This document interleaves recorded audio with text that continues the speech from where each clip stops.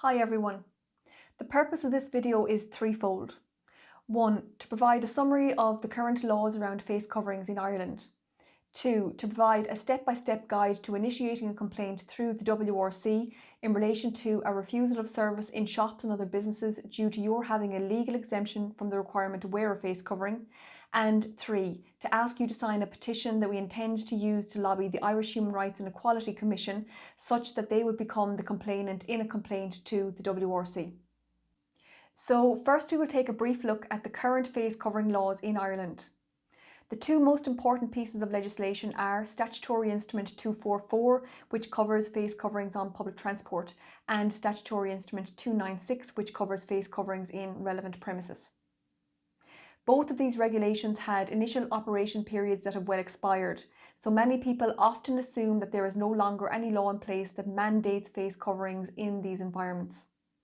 Unfortunately, this is not correct, as SI 244 was amended by SI 405 and then by SI 512, and SI 296 was amended by SI 404 and then by SI 511, resulting in the primary regulations, meaning SI 244 and 296, being extended to the 9th of June 2021.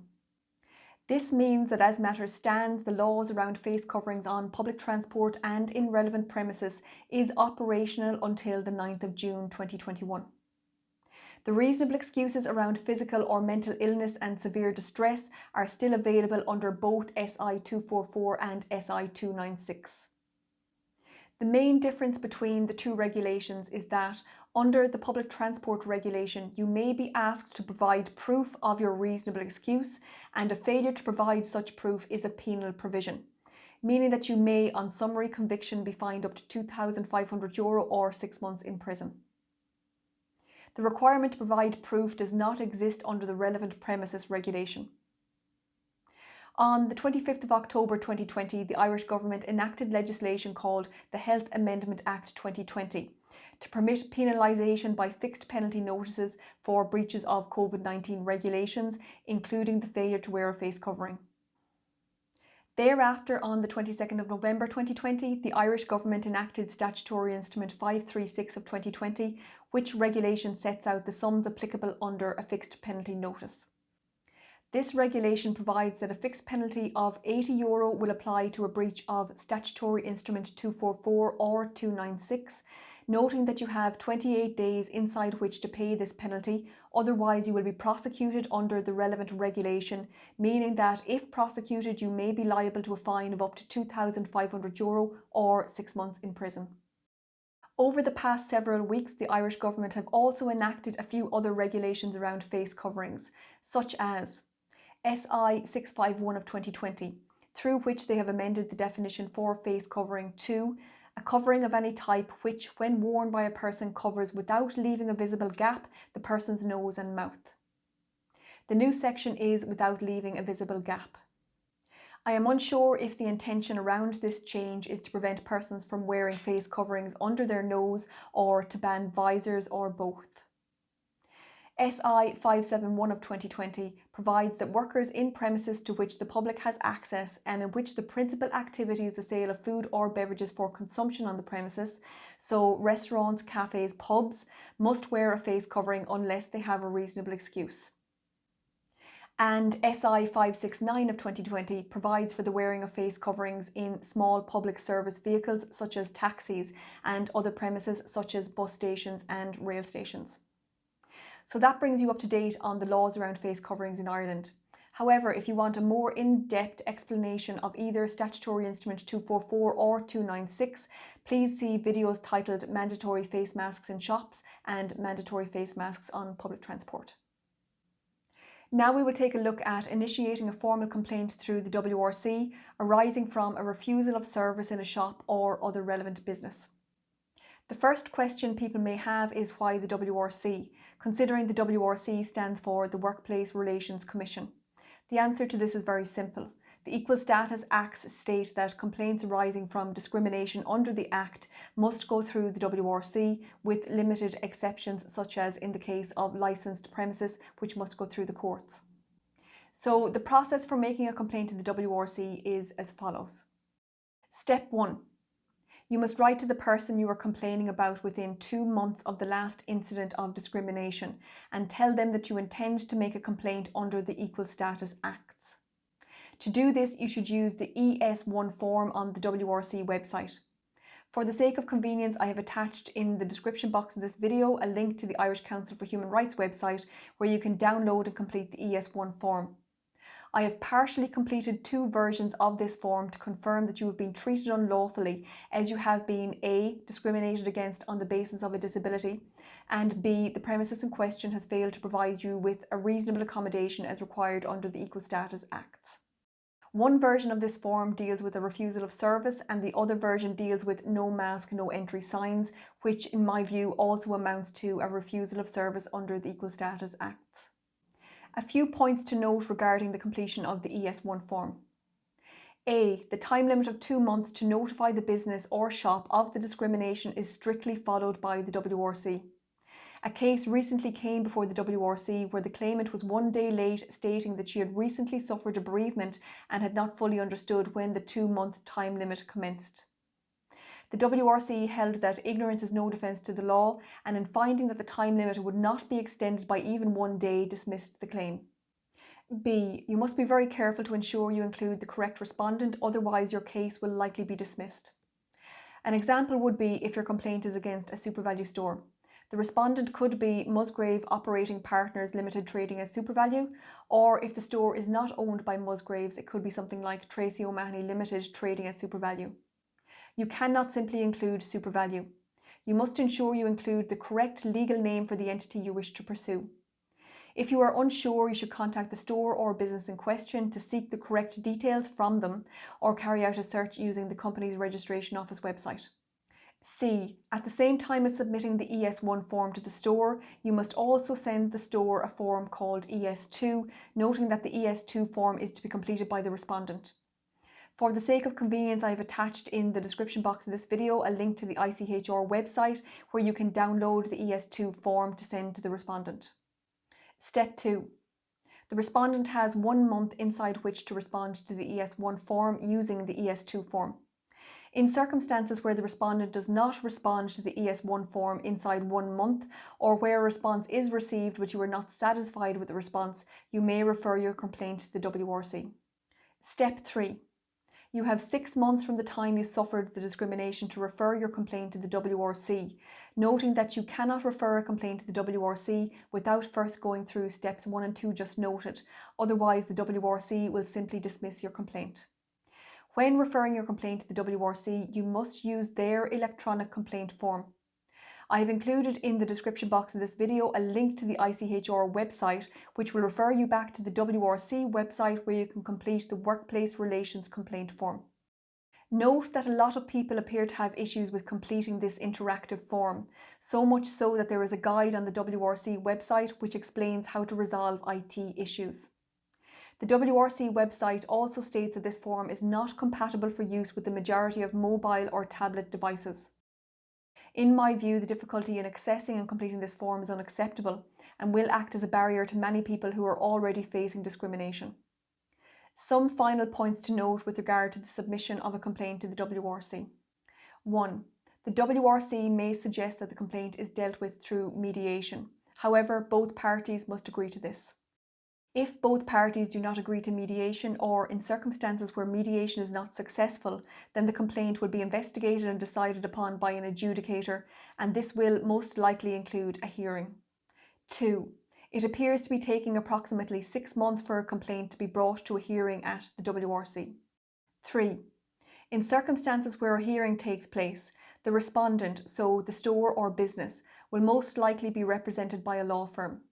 So if you can have representation or a friend familiar with the law present on the day of the hearing, this would be advisable. 4. You should review Section 4 of the Equal Status Acts prior to submitting your complaint. This Section 4 deals with discrimination on the grounds of disability. With regard to Section 4, I wish in particular to bring your attention to subsection 4 of Section 4, which provides, where a person has a disability that, in the circumstances, could cause harm to the person or to others, treating the person differently to the extent reasonably necessary to prevent such harm does not constitute discrimination. In my view, it is quite likely that the respondent will raise this section as a defence by stating that you not wearing a face covering has the potential to cause harm to others. If this position is put to you at the hearing, along with any other forms of defence that you may wish to raise, I would suggest that you reply by stating the following. 1. In circumstances where the respondent wishes to advance a case, suggesting that a failure to wear a face covering could cause harm to others, he must first prove that face coverings offer protection from COVID-19. And in this regard, no less than peer-reviewed studies should be accepted. I would further state in advancing this defence that the burden of proof rests with the respondent to prove the effectiveness of face coverings, failing which, how can they advance a position that your failing to wear a face covering could cause harm? 2.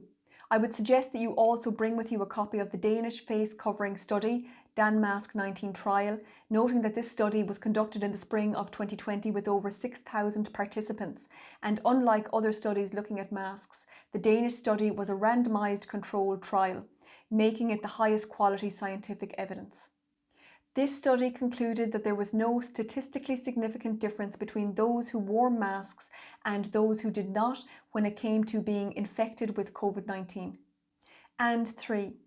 In circumstances where it is accepted that your not wearing a face covering could cause harm to others, advise that refusing you service is far in excess of to the extent reasonably necessary to prevent such harm. Noting also that no reasonable accommodation was offered to permit your access to the goods and services in question. 5. You may use the WRC complaint procedure both in respect of a refusal of service, but also where a store displays a sign that reads "No mask, no entry," as this is likely to amount to a refusal of service also. 6. If you are unhappy with the ruling made in the WRC, you have 42 days from the date of the WRC's decision to appeal this ruling to the Circuit Court, and thereafter you may appeal the Circuit Court ruling to the High Court, but only on a point of law. 7. In general, if either you or the respondent are represented by lawyers at the WRC, you pay your own costs regardless of whether you win or lose. This is a great advantage in submitting a complaint through the WRC as opposed to through the courts. 8. The WRC can award you compensation of up to €15,000 if they accept that you have in fact been the victim of discrimination. And 9. Any ruling made by the WRC, if not complied with, can be enforced through the District Court. Please check out the WRC website for further guidance on submitting a complaint through the WRC, and also visit the ICHR website if you wish to download the documents discussed in this video. In light of the fact that face coverings will likely be with us for a long time to come, and in light of the fact that some stores are becoming more aggressive towards those unable to wear a face covering, I would implore you to file a complaint with the WRC if you have suffered discrimination arising from a disability such that you cannot wear a face covering. Finally, we will briefly look at the role of the Irish Human Rights and Equality Commission. This organisation was established in 2014 to be Ireland's national human rights and equality institution. They are said to be an independent statutory body that accounts to the Oireachtas and whose purpose is to protect and promote human rights and equality in Ireland. They also have a specific role to work to combat discrimination and promote equal opportunities in the areas covered by the Equal Status Acts.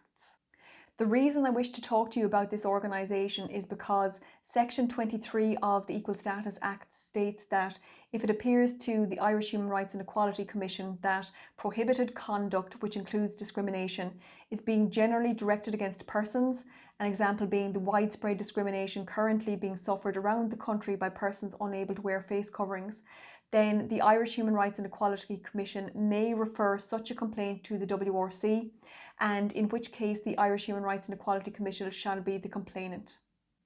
In the description box of this video, you will find a link to our website, which will direct you to a petition that we ask you to sign and share, the purpose of which shall be to lobby the Irish Human Rights and Equality Commission to become a complainant in a discrimination case around the refusal of service arising from a disability and an inability to wear a face covering.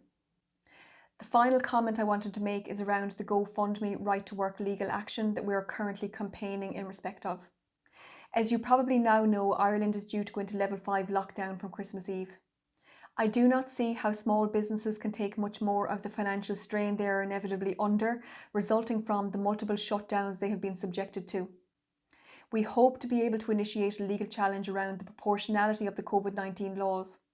However, if it does not appear possible to reach our funding goal, we will not be able to pursue this case. So I ask you to please share our Gofundme campaign and if possible make a donation of €5 or €10, as a lot of the funding we have received to date is for small sums, but these sums really do add up. I also wanted to express my thanks to all the people that I have met this year for the first time. Your friendship has made an impossible time possible to bear. I genuinely do not know how I would have coped mentally without people like you to share my concerns, frustrations and fears with. 2020 has been a very difficult year for most people, and unfortunately I do not expect 2021 to be much easier, with many expressing genuine concern that it could actually be worse. That said, I believe that many of us have made strong connections and formed groups to share knowledge, ideas and support, and this will be integral in ensuring that we can withstand what we are going to face in 2021. Thanks for listening.